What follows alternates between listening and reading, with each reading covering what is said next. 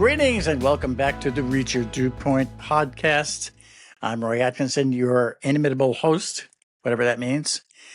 And today I am thrilled to have as a guest Marie Clark, who I've known for longer than either of us cares to admit, but we haven't seen each other in a long time. And Marie has a very interesting thing going on. Well, many interesting things. As usual, I'm going to grab a snippet from her LinkedIn profile and tell you about that. And this is a direct quote from Marie's profile. It says, "You sit through meetings where your ideas go unheard. You finish projects that drain you. You smile and say, 'I'll take care of it,' while something inside quietly snaps. And the worst part, you don't know what to do next. You can't just quit. You have bills, responsibilities, and identity tied up in this career. And you've tried changing jobs before only to recreate the same exhausting situation with a different title. That's not a job problem. It's an alignment problem." And then you go on to say, "I was good at my job. I worked hard and I was completely drained." So can you explain what you mean by alignment and why that matters? What is that? What's out of alignment, as the chiropractor would say, that makes it hard for us to get our jobs done? It's a lot of it is growth. So who you are and the impact you wanted to make on the world, sometimes that changes over time, and we're often not doing the work we thought we were going to do. And so, for example, my own story, when I switched to IT out of special education after being in special education for a while, I thought I was going to really be helping everybody. And I started on the service desk, which is how we met. And everything was helping people. And that's what I wanted to do. And when I moved to project management, I thought I was going to be helping people. And it turns out all I was really doing was churning through projects, half of which never seemed to finish. And the ones that did finish, very few people were happy. And that wasn't making me feel like I was helping. So my desire to help was out of alignment with the work I was doing at that point in my life.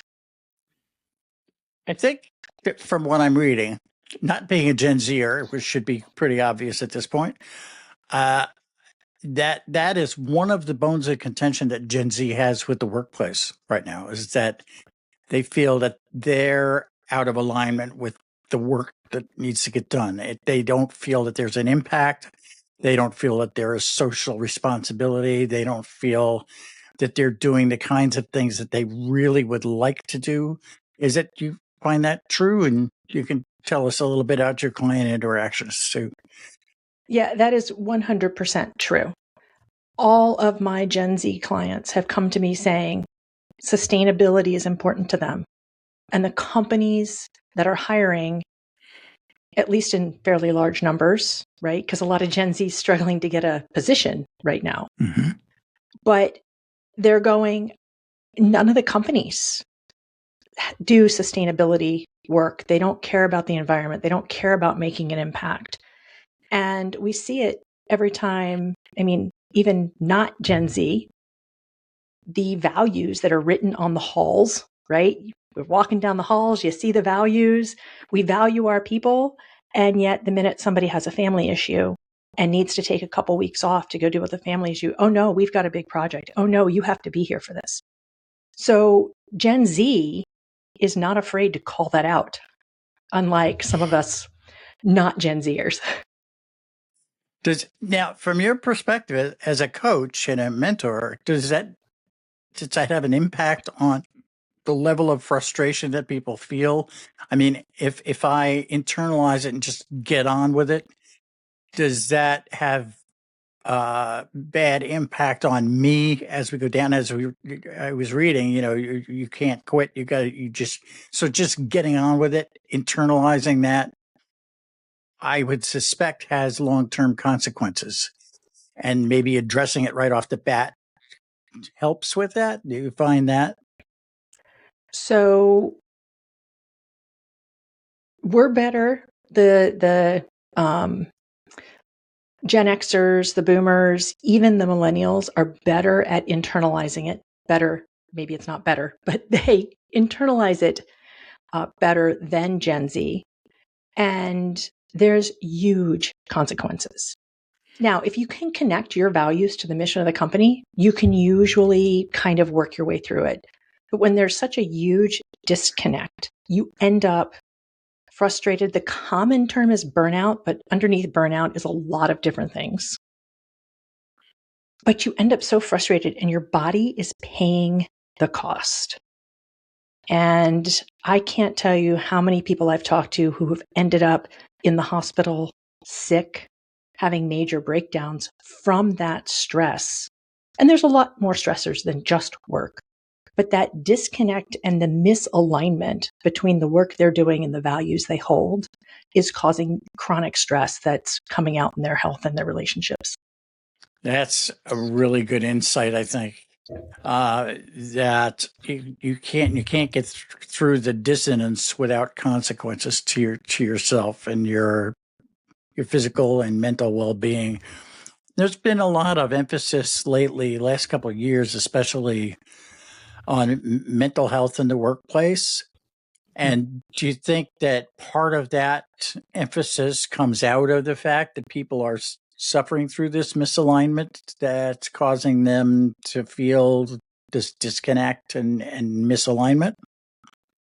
I would love to think that companies are doing it for the good of their employees. Mm. I think that the millennials and Gen Z are very much more in tune with their mental health needs than Gen X and boomers. And so they're demanding it. But anybody who's ever talked about or been in a company that does an employee survey or an engagement program knows that, are they really solving the problem? And there are some, right? I sound very down on corporations. There are some companies that truly take that seriously and truly do work for the mental health and emotional well-being of their employees. Unfortunately, there's a lot that don't, and it's just a buzzword. They never actually try and fix the root misalignment. I recently interviewed for this podcast on a previous episode Justin Robbins. I don't know if you know Justin. And his book, which recently came out, is called More Than a Motto. And when I first saw that title, I thought of this exact syndrome that we're talking about, where companies are all too happy to put, the corporate values on the wall, and how often they are not paying attention to those values. There are some, as you say, there are some that do, and we could both probably name 3 or 4 that would come to mind that, where every employee knows what the corporate values say and is able to align them with the work that they do, but not a whole ton of organizations do that. Is aside from things, the obvious things like stock price and, that market share and all that business stuff, is there some reason that you see underlying that misalignment, the loss, the disconnect again between the values on the wall and what's actually going on in the companies? Is it what makes that happen, do you think? So we see a lot of different things, right? One is focus on the short term. If your employees are replaceable, if you're more worried about the short term stock gains and the short term portfolio and what are your quarterly returns than you are the long term health of the organization, why would you worry about making sure the values are aligned? Your value, no matter what you have on the wall, your value is all about what's my quarterly return for my stockholders. And so really it comes down to, actions speak louder than words. And if your actions don't align with those words, the company's out of alignment and the employees can tell that. And that brings me to something else. And that one of the things that I often say when I'm talking to people about stuff that happens at work, there's an example I use. Next town over from where I am right now was doing some major renovations to their downtown area. And I was talking to a friend of mine in a storefront, and directly across the street, they were putting in a street light as part of this renovation. And they were putting the street light pole right smack in front of the door of the store across the street. And I thought, well, that's a stupid place to put it. But having done such work, I did some construction jobs when I was in college and so forth.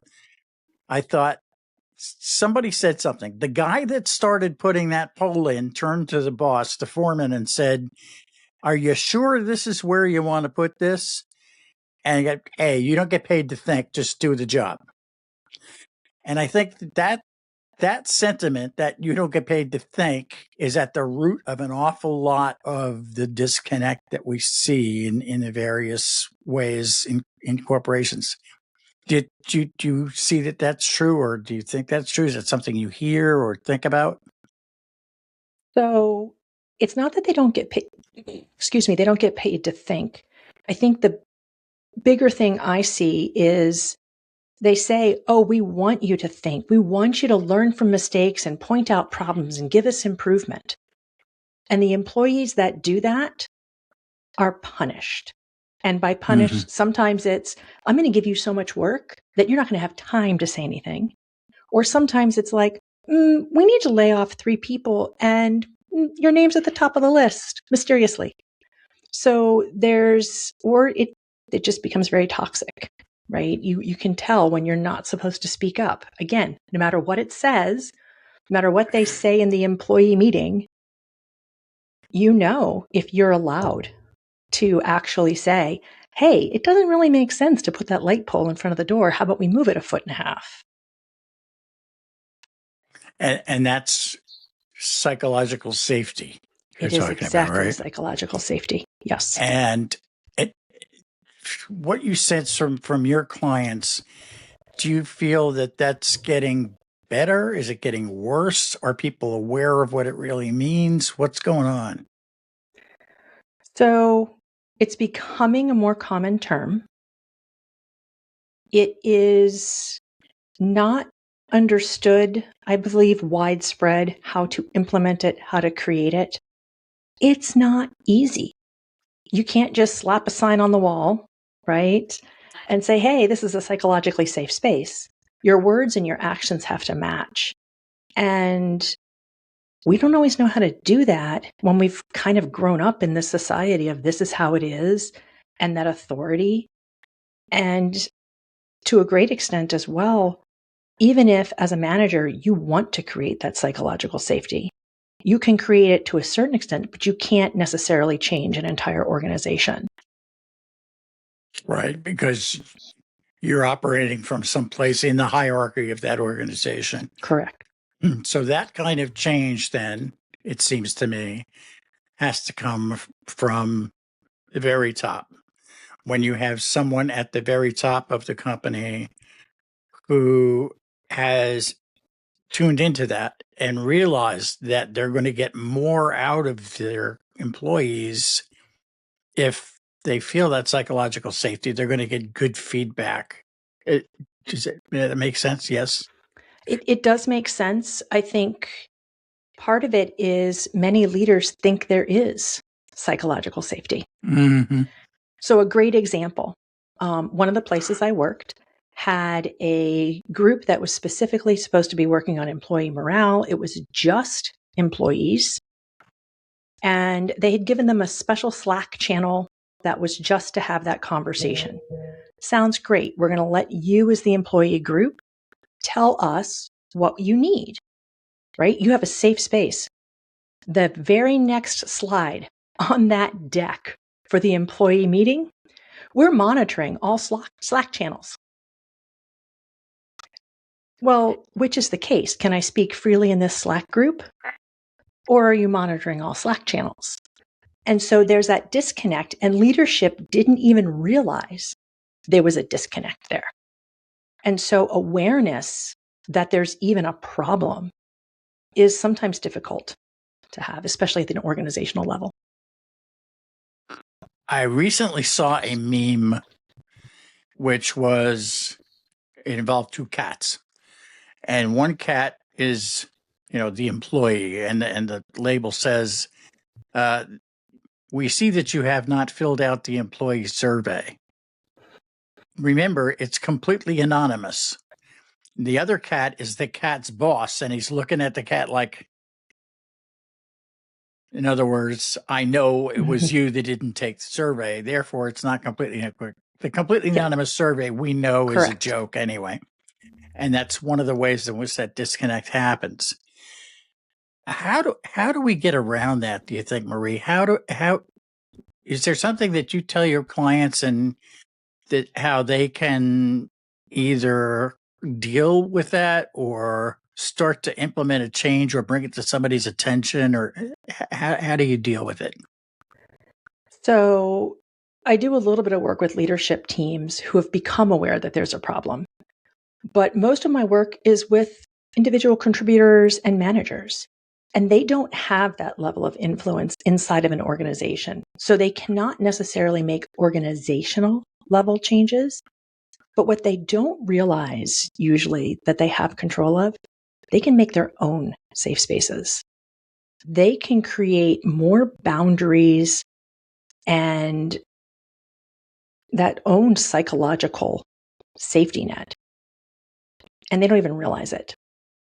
And so that's one of my favorite things to do with new clients is we usually spend actually 2 to 5 weeks, depending on where they are, just creating some boundaries.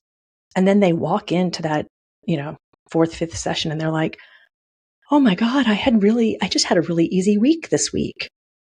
And you're like, what changed? And they're like, I don't know. I did all my work, but it was super easy. No stress. Logged off on time. Didn't wake up at 2 a.m. thinking about all the things I had to do. And oh my gosh, I didn't do this and I'm going to get yelled at for it. And it's more of an individual change. And hopefully with enough individual changes, it will start to become a little bit more widespread in organizations. I think that sometimes, and this is a rare occurrence, but I've seen it happen once or twice over my career, where a local change, positive change in one part of the organization gets the attention of other people in the organization, and they go, whoa, you know, what's Horace doing over there, or what's Linda doing over there, that has this effect that their people are killing it. They're doing a great jobs and everything's going great when the rest of the organization doesn't seem to be quite that much on fire.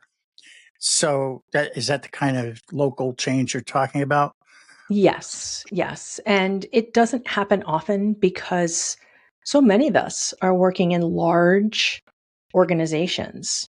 And there's, economies of scale and all of that, how change happens, especially organic change, right? And my brain just completely lost all the words that I knew to describe that theory. But your listeners will have an idea of what I mean. But because they're in such large organizations, it doesn't always get recognized, but it does happen. And it's, a group, a department, a team that will start to do that. And then every once in a while, it spreads. And so when you are dealing with your clients, you're talking to your clients, what is one big thing that you send them away with? And you have a process, you have a framework that you talk about. You want to tell us a little bit about that so people can take that away and then they can learn more about it from your website and so forth? Yeah. So my MAP process, really, we start with, where are you out of alignment? Because you can't begin to fix the alignment issue, the burnout issue, the stress where you're, have that knot in the bottom of your stomach every time you think about going into the office in the morning. Until you know where the misalignment is, you can't begin to solve it. You're just fixing the other things, whether I'm going to take my yoga class in the afternoon. That's great. Don't get me wrong. I'm a big proponent, but it doesn't fix the root cause of the misalignment. So with my MAP process, we always start with what is the root cause of your misalignment. And then we build on that with just small, repeatable steps because it's a process and I love processes. Well, you wouldn't have been a project manager if you didn't, right? That's how Exactly. that works. That's great. So we'll make sure that people have a way to get a hold of you and have a conversation with you if they'd like to. You basically offer coaching for individuals and, as you said, leadership teams and so forth. So anybody can do it, and we'll make sure that people have a way to look at your other materials from your website and so forth and so on. So, what else are you doing these days that's making you happy, Marie? So my company has moved to joy coaching, and I'm all about finding your joy, whatever that is.